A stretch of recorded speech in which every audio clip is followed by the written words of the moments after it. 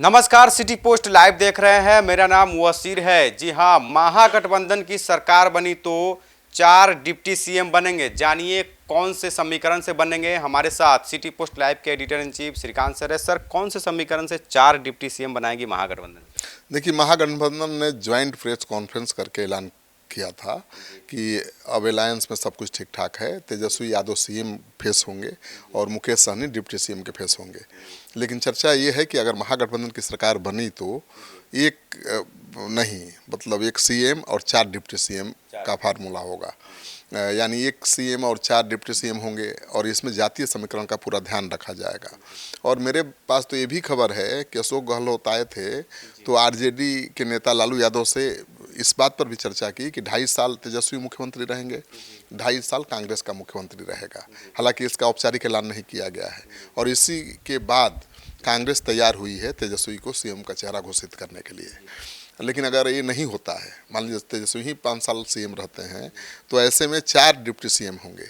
तेजस्वी के कोटे से मुकेश सहनी और कांग्रेस के कोटे से 3 डिप्टी सीएम। एक अल्पसंख्यक होगा, एक अति पिछड़ा होगा, एक दलित होगा। तो कांग्रेस ने बहुत ठोक बजा करके ये समझौता किया है। तेजस्वी को ऐसे ही सीएम का चेहरा घोषित नहीं किया है। सर, सवाल है कि इसके लिए भी एक फार्मूला तैयार किया गया है। एम से मुस्लिम और एम से मल्लाह, वाई से यादव, डी से दलित, के से कुशवाहा। सर, इसका क्या मतलब? हाँ, ठीक है, आपने ठीक कहा। कुशवाहा अति पिछड़ा, वही मैंने कहा कि 23 अक्टूबर को महागठबंधन ने प्रेस कॉन्फ्रेंस किया जिसमें तेजस्वी यादव, मुकेश सहनी के नाम का ऐलान किया गया। लेकिन राजनीति के जो जानकार हैं उनका मानना है कि महागठबंधन ने ये फैसला मुकेश सहनी को डिप्टी सीएम बनाने के बाद लिया है, क्योंकि महागठबंधन की टॉप लीडरशिप को पता चला है कि मुकेश सहनी के नाम के ऐलान के बाद मलाह उनकी ओर लामबंद हुए हैं, मतलब उनकी गोलबंदी हुई है। क्योंकि मलाह तो परंपरागत रूप से एनडीए के वोटर माने जाते हैं, लेकिन मुकेश सहनी के आने के बाद मलाहों के वोट में डिवीजन हुआ था।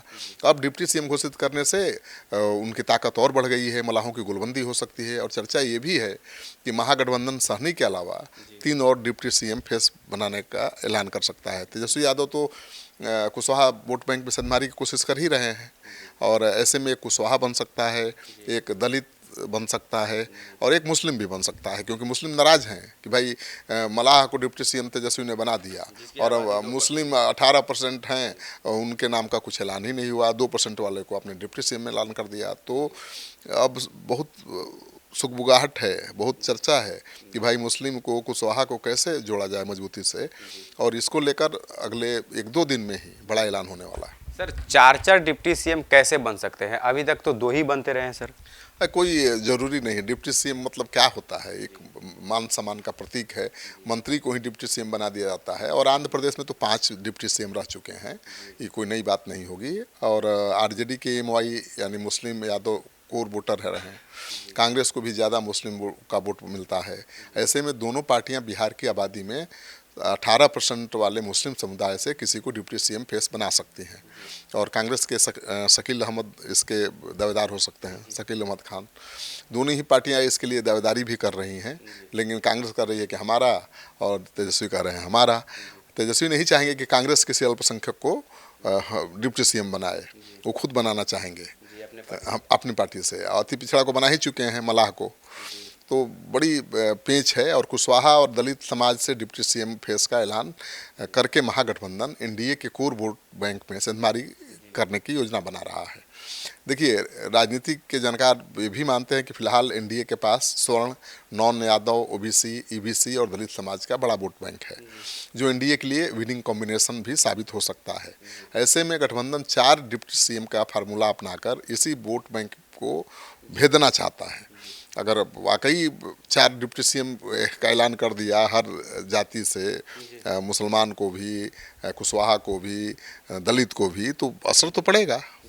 सर, सवाल है कि महागठबंधन ने अभी तक तो केवल एक ही डिप्टी सीएम का ऐलान किया है, बाकी 3 डिप्टी सीएम का ऐलान कब होगा? सर, अब तो मैंने बता ही दिया, संकेत आपको दे दिया। 2 दिन बाद देखिएगा महागठबंधन की ज्वाइंट पीसी होगी, क्योंकि अब तो छठ का त्यौहार शुरू हो चुका है।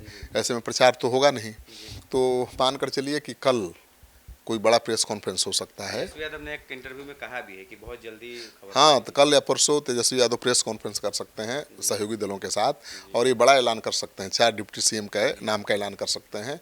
और लेकिन संभावित मुझे लगता है कि राजेश राम कांग्रेस पार्टी के प्रदेश अध्यक्ष हैं, वो दलित सीएम के चेहरा हो सकते हैं, डिप्टी सीएम के चेहरा।